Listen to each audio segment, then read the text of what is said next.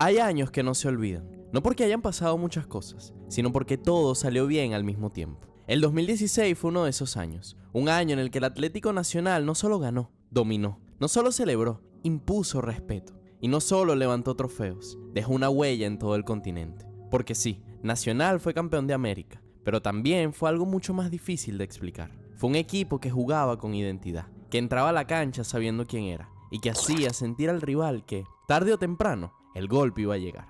Y lo más increíble es que no parecía una locura, no parecía un milagro, parecía inevitable. Pero no siempre fue así, porque este club ya había tocado la gloria antes, ya había sufrido, ya había aprendido, pero también había entendido que ganar en América no es solo jugar bien, es saber cuándo resistir, cuándo golpear y cuándo creer incluso cuando todo se complica. Ese año el Atanasio fue una fortaleza, el equipo tenía una idea clara y cada partido era una declaración de intenciones. Pero lo que pasó en 2016 no nació en una final, ni en un sorteo favorable, ni en una noche mágica. Fue el resultado de un proceso, de decisiones valientes, de entrenadores distintos y de jugadores que entendieron que estaban viviendo algo irrepetible. Hoy, una década después, ese equipo sigue siendo un punto de comparación, un recuerdo que duele y enorgullece al mismo tiempo, y una pregunta que todavía flota en el aire. ¿Cómo hizo Atlético Nacional para convertirse en el mejor equipo del mundo en pleno 2016?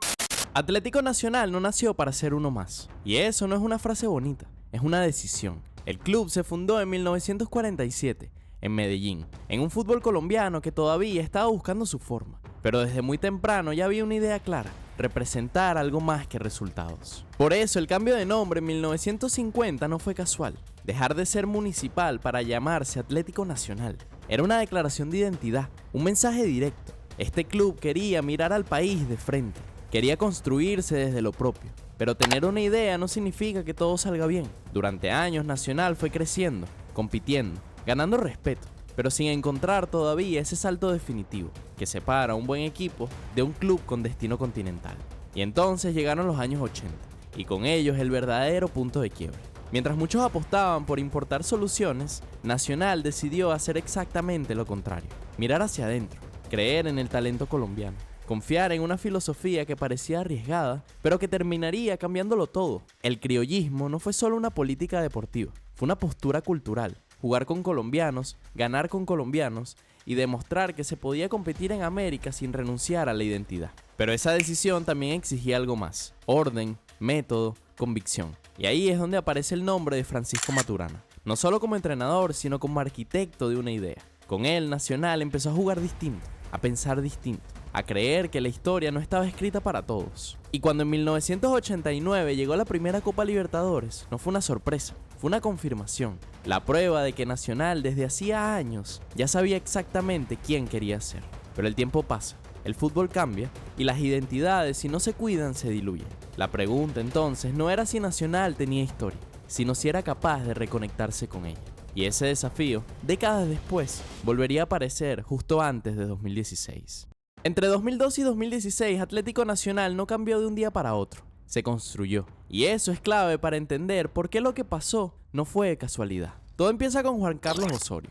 Y sí, Osorio divide opiniones, pero nadie puede negar que removió el club desde adentro. Desde su llegada a Nacional empezó a vivir el fútbol de otra manera. Entrenamientos distintos, rotaciones que desconcertaban a todos, partidos pensados como ajedrez y una obsesión por el detalle que, al principio, parecía exagerada, pero con el tiempo empezó a dar sus frutos. Osorio no solo ganó mucho, dominó el fútbol colombiano, rompió inercias y sobre todo acostumbró al equipo a competir cada 3 días sin miedo. Pero había un problema, o más bien una deuda, porque en Colombia sobraba autoridad, pero en América todavía faltaba algo. La final de la Sudamericana 2014 fue ese golpe necesario, duro, doloroso, de esos que no se olvidan nunca, y que aunque no te dan el título, sí te dejan con una lección. Ahí Nacional entendió que no bastaba con jugar bien, que en torneos continentales también había que saber sufrir, cerrar partidos, gestionar emociones. Y justo en ese momento es donde aparece Reinaldo Rueda, no para borrar lo anterior, sino para ordenarlo. Rueda no llegó a romper el modelo de Osorio,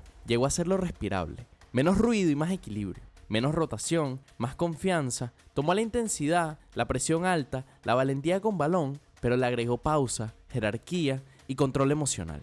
Y esa combinación fue perfecta, porque el Nacional de 2016 ya no era un equipo verde, era un equipo maduro. Tenía juventud, sí, pero también tenía líderes. Tenía talento, pero también tenía trabajo. Podía presionar alto, pero también sabían replegar. Podía dominar con balón, pero también ganar desde el carácter. Armani en el arco dando seguridad. Una defensa que sabía salir jugando. Un mediocampo que mezclaba orden con inteligencia. Y arriba, jugadores capaces de decidir partidos grandes. Pero sobre todo, había algo invisible.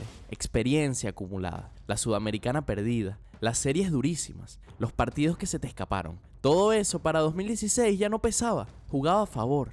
Y así, casi sin darse cuenta, Atlético Nacional llegó ese año siendo muy peligroso. Un equipo con identidad, con memoria y con hambre. Y lo que venía ya no era la promesa, era la ejecución.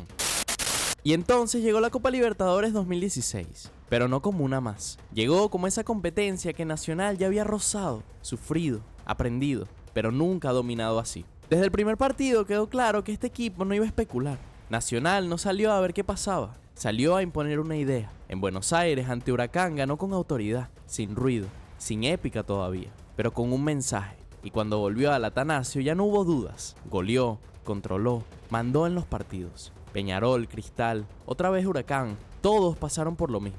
Nacional no solo ganaba, no recibía goles. Y ahí empezó a construirse algo peligroso, esa sensación de invencibilidad. 16 puntos de 18, 12 goles a favor, 0 en contra. Y Franco Armani casi como un espectador de lujo. Pero la Libertadores no perdona la soberbia, y eso Nacional lo sabía. En octavos volvió Huracán, y por primera vez apareció la tensión real. El 0-0 en Argentina dejó la serie abierta, incómoda. En Medellín todo fue caos, goles, nervios, golpes, pero Nacional respondió. Cuando el partido se ensució, apareció la jerarquía, el Lobo Guerra, Copete y Barbo, logrando la clasificación y el alivio. Pero lo que vino después fue otra cosa, Rosario Central. Ahí se quebró el relato perfecto. Perdieron el invicto, y en la vuelta el golpe fue aún más duro. Penal, gol visitante, silencio en el estadio. Nacional necesitaba 3 goles en una Libertadores contra un equipo como Rosario. Y ahí apareció lo que define a los campeones: carácter. Magnelli antes del descanso, Guerra en el segundo tiempo. Y cuando ya no quedaba aire, cuando el estadio estaba al borde del colapso, Berrio. Minuto 95, explosión, descontrol, locura. Ese gol no solo clasificó a Nacional, convenció a todos de que ese año era distinto. Después llegó Borja, y con él la sentencia. Sao Paulo no era cualquier rival, pero Borja sí fue otra cosa. 2 goles en Morumbí, 2 más en Medellín. Nacional ya no sobrevivía, arrasaba. La idea estaba madura, el equipo creía y el continente lo entendía. Y al final, la final fue casi simbólica. Independiente del Valle respondió, sorprendió, incomodó, empató en Quito al final. Pero en Medellín no hubo espacio para la duda. Minuto 9, un rebote para Borja y gol. Control absoluto durante todo el partido. Nacional no se desesperó, no se partió, no se traicionó a sí mismo. Esperó, dominó y levantó la copa. Ese Atlético Nacional no fue solo campeón, fue coherente, fue valiente, fue fiel a su identidad. Y por eso en 2016 no solo ganó una Libertadores, se ganó un lugar eterno en la historia del fútbol sudamericano. Toda gran Libertadores tiene un equipo, pero las grandes de verdad tienen protagonistas. Y Nacional 2016 no ganó porque todos fueran iguales. Ganó porque cada uno entendió su rol, pero sobre todo porque apareció el indicado en el momento justo. Empezando por Alejandro el Lobo Guerra. Porque sí, Nacional tenía estructura, tenía presión, tenía idea, pero necesitaba desequilibrio. Y ahí apareció Guerra, libre, suelto, inteligente. No era extremo, no era 10, no era delantero, era el caos controlado. Bajaba cuando el equipo lo necesitaba, rompía cuando el rival se dormía. Y cuando la serie se complicaba, Huracán por ejemplo, aparecía él, 2 goles, serie rota, MVP de la Copa Libertadores, primer venezolano en lograrlo y primer venezolano en ganar este torneo. No fue casualidad, fue lectura del juego. Pero mientras Guerra brillaba arriba, atrás había un ángel, Franco Armani. Porque jugar como jugaba Nacional era hermoso, pero también era peligroso. Línea alta, muchos hombres en campo rival, espacios atrás, y Armani respondió siempre. Rosario Central es el ejemplo perfecto. Sin él no hay remontada. Sus atajadas no eran solo reflejos, eran tiempo ganado, oxígeno. Oxígeno para que el equipo creyera. 9 vallas invictas, 6 goles recibidos. Una barbaridad. Y si Armani era la seguridad, Magnelli Torres era la pausa. En un equipo intenso, Magnelli era el que decía, tranquilos. El que ponía el pie sobre la pelota cuando el partido pedía cabeza. El 10 que no corre más de la cuenta, pero corre el partido. Asociado con Guerra, con los laterales, filtrando pases cuando ya parecía que no había espacio. Nacional no solo presionaba, pensaba. Y Magnelli era el cerebro.